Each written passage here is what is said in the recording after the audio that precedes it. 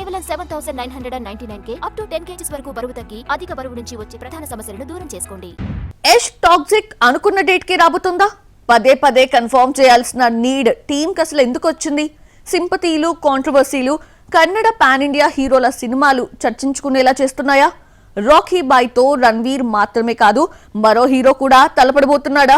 Kannada pan India సినిమాలు updates కన్నా కాంట్రవర్సీలు, sympathy డ్రామాలతో lime light లో నిలుస్తున్నాయి. కాంతార చాప్టర్ 1 విషయంలో ఇదే జరిగింది. వరుస మరణాలు సంభవించడంతో ఏదో శాపం తగిలిందన్న సింపతి క్రియేట్ అయింది. మరోవైపు ప్రీ రిలీజ్ ఈవెంట్ లో హీరో తెలుగులో మాట్లాడలేదన్న వివాదం నడిచింది. బాయ్కాట్ ట్రెండ్ నడిచింది. కట్ చేస్తే చివరికి ఏడాది హైయెస్ట్ గ్రాసర్ ఇండియన్ మూవీగా నిలిచింది. నెక్స్ట్ టాక్సిక్ విషయంలోనూ కాంట్రవర్సీలు సినిమాకు బజ్ క్రియేట్ చేస్తున్నాయి.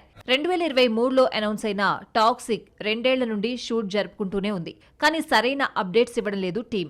జస్ట్ యష్ బర్త్డే సందర్భంగా ఓ టీజర్ టేస్ట్ చూపించింది టీం. మళ్లీ గప్చుపైంది. కానీ కాంట్రవర్సీలతో ప్రాజెక్ట్ వార్తల్లో సర్క్యులేట్ అవుతూనే ఉంది. దర్శకురాలు గీతూ మోహన్ దాస్ తెరకెక్కించిన సీన్లు యష్ కు నచ్చలేదని, ఆమెను పక్కన పెట్టాడన్న వార్తలు స్ప్రెడ్ అయ్యాయి. దీంతో పాటు కొన్ని సీన్లు కూడా రీషూట్ జరగడంతో బడ్జెట్ తడిసి మోపడైందని, షూట్ ఆలస్యమవుతోందని, అనుకున్న టైంకి రిలీజ్ కాదన్న రూమర్స్ పుట్టుకొచ్చాయి. కాంట్రవర్సీలు చిక్కుకున్న ప్రతిసారి టాక్సిక్ టీం క్లారిటీ ఇస్తూనే పోతోంది.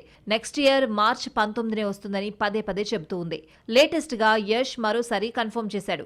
రిలీజ్ కు 100 days ఉండడంతో తన పిక్ షేర్ చేస్తూ ఉగాదికి ఖచ్చితంగా వస్తుందని చెప్పాడు. కేవీఎన్ తో కలిసి తన ఓన్ ప్రొడక్షన్ హౌస్ లో భారీ బడ్జెట్ తో కన్నడతో పాటు ఇంగ్లీష్ లోనూ సినిమాను తెరకెక్కిస్తున్నాడు రాకీ బాయ్.